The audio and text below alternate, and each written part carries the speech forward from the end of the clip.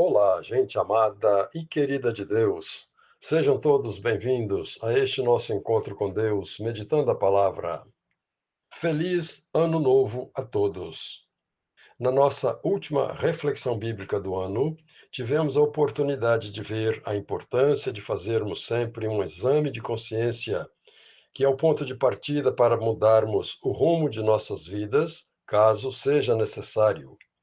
O ideal é fazermos este exame diariamente, ao fim do dia, antes de dormir.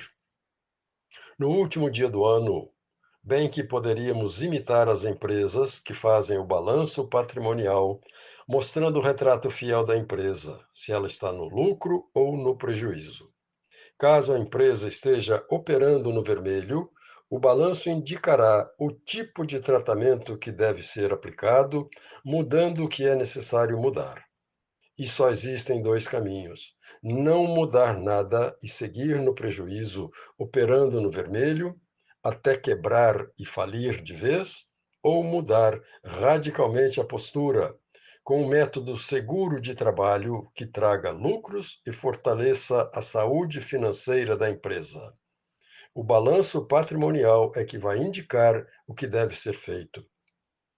Algo parecido devemos fazer com a nossa consciência, de preferência, como eu disse pouco atrás, todo final de dia antes de deitarmos. Nunca devemos levar para o dia seguinte o lixo que precisa ser deletado. Este exame da nossa consciência, se for feito com sinceridade e imparcialidade, irá nos proporcionar o devido conhecimento de nós mesmos e se precisamos mudar alguma coisa para que tenhamos verdadeiramente boa saúde espiritual, que se chama retidão e santidade de vida. Mas não é fácil fazer isto. Há um texto bíblico na primeira carta de Pedro, capítulo 5, versículo 8, que nos adverte sobre os cuidados que devemos ter conosco, porque o nosso inimigo age de modo sutil, mortal e traiçoeiro. E diz assim este ensino bíblico: Sede sóbrios e vigiai, porque o diabo, vosso adversário, anda em derredor, rugindo feito um leão, buscando a quem possa devorar.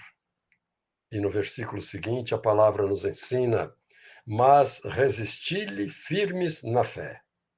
Esta é a recomendação bíblica: vigilância constante e enfrentamento na fé. Ou seja, a fé é a arma com a qual podemos enfrentar e derrotar esse leão faminto e devorador chamado diabo.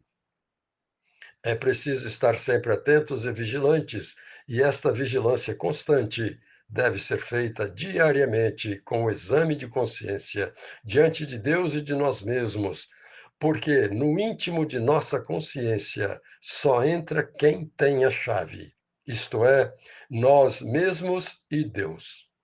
Ninguém entra na minha consciência sem a minha permissão.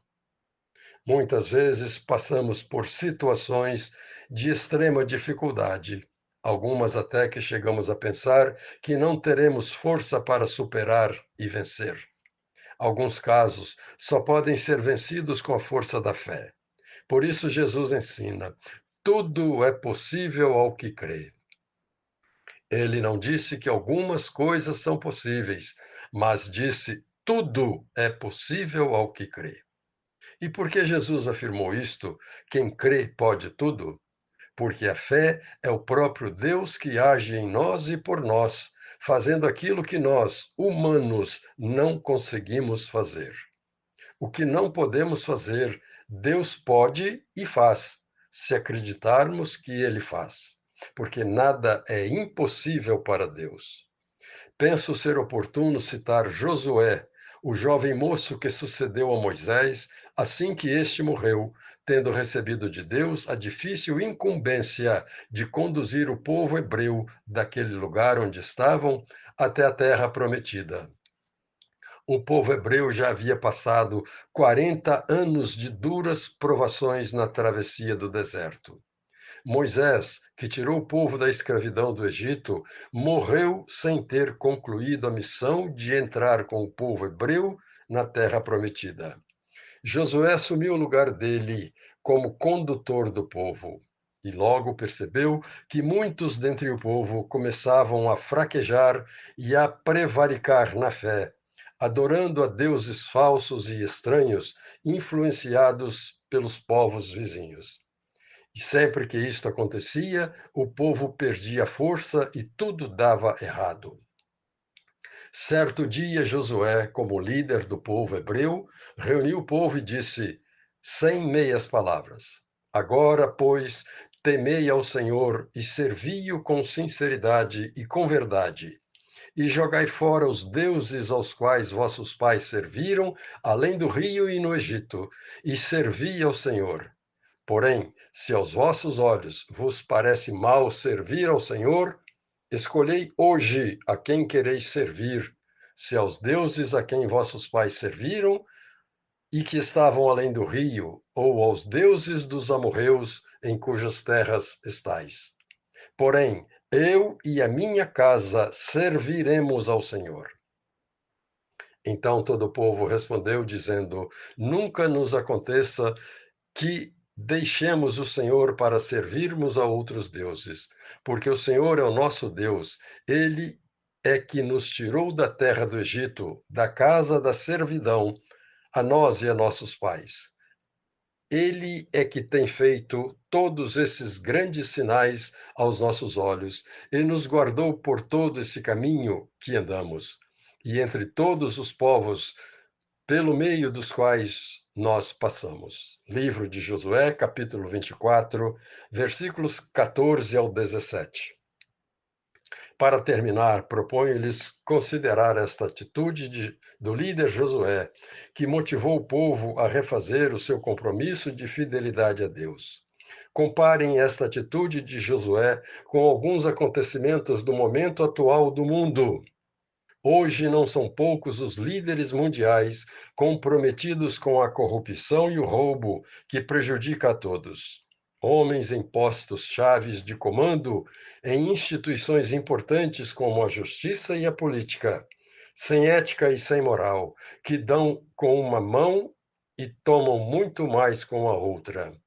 Aqui no Brasil, infelizmente, chegamos à triste constatação de que tantos que deveriam fazer o bem e o poderiam fazer a todos, guiados por interesses pessoais, desviaram sua conduta e fazem o mal, porque não têm fé.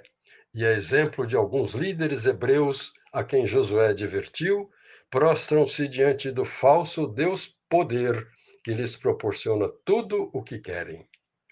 Nesta primeira reflexão bíblica do ano, quero propor a todos que gravemos no nosso coração e tenhamos a força e a coragem de colocar em prática a frase dita pelo líder Josué há 3.200 anos: Eu e a minha casa serviremos ao Senhor. Até amanhã, se Deus quiser. Paulo Jorge Lúcio, padre casado.